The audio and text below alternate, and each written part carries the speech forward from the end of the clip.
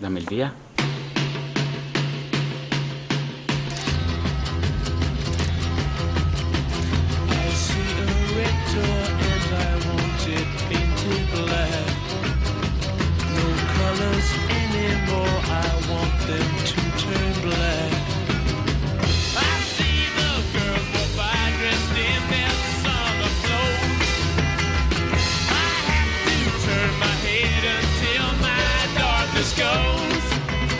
Guardi.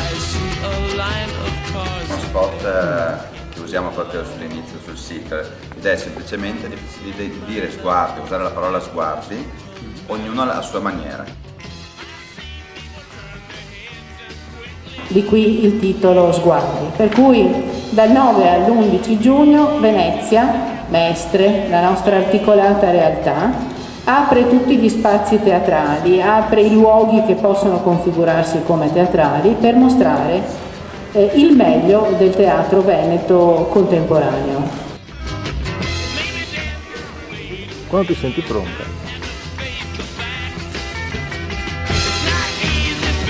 Sguardi, un colpo d'occhio su una città, la mia, Treviso, che sembra una città culturalmente morta, ma che in realtà ha qualcosa di molto forte, di molto vivo, che fermenta dal basso e che fra un po' esploderà.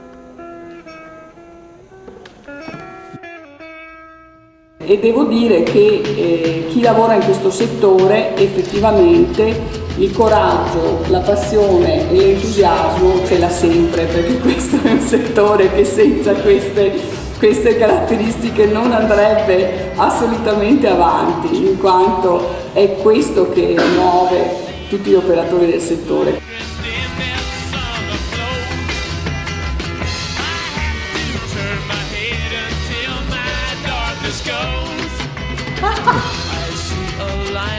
Stanno succedendo cose interessanti dal punto di vista della creatività diffusa, della nuova geografia e del panorama nazionale. Probabilmente siano più fermenti, più vitalità, più vivacità alla periferia dell'impero, diciamo così, che non nelle grandi città, che non nelle capitali. Devo dire il mio curriculum? Sai che il tema è sguardi, devi dire la parola sguardi o fare una cosa che abbia senso con sguardi. Sguardo. E sguardo. Sguardi. Sguardi. Sguardi. Sguardi.